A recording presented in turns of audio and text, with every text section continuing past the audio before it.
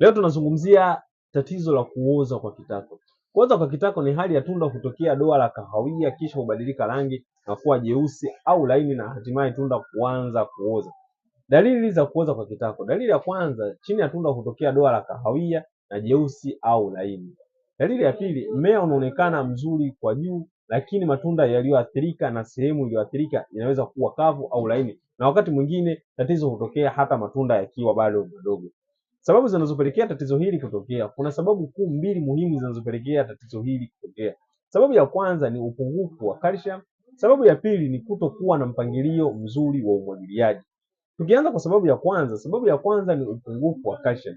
Calcium ndiyo hujenga ukuta wa tunda na kufanya tunda liwe imara. Mmea unapokosa calcium ya kutosha, tunda halitaweza kujijenga vizuri, na hali hii husababisha kuoza kwa kitako kutokea. Na epuka matumizi ya mbolea zenye nitrojeni nyingi wakati wa matunda, kwa sababu nitrojeni nyingi hupunguza ufyonzaji wa virutubisho wa ufyonzaji wa calcium kwenye matunda. Sababu ya pili ni umwagiliaji ulio mbovu. Hapa ndipo wakulima wengi hushindwa kuelewa. Calcium haiwezi kusafirishwa ndani ya mmea bila maji ya kutosha, kwa sababu maji ndiyo gari linalosafirisha calcium kwenda kwenye matunda.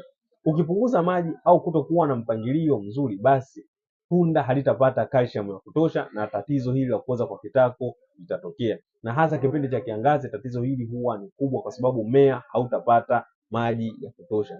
Jinsi ya kulizuia tatizo hili: kwanza, dumisha mpangilio wa umwagiliaji mzuri. Usibadili umwagiliaji mara kwa mara, na hakikisha udongo haunyauki kipindi chote cha ujengaji wa matunda. Na pia tumia mbolea za calcium zinazofyonzwa haraka, na punguza matumizi ya mbolea zenye nitrojeni kupita kiasi, na ikiwezekana uweka matandazo ili kupunguza joto la udongo na kufanya udongo uwe na unyevu muda mwingi. Kumbuka, hili si tatizo la wadudu wala magonjwa. Hili ni tatizo linalotokana na lishe na umwagiliaji ulio mbovu. Hakuna tiba ya tunda lililoathirika. Liondoe tunda mapema ili kuruhusu mmea uelekeze nguvu katika matunda mengine. Hizo ndo sababu la tatizo hili kutokea la kuoza kwa kitako. Karibu Shombe Investment uje ujipatie kile kilicho bora zaidi. Karibuni sana.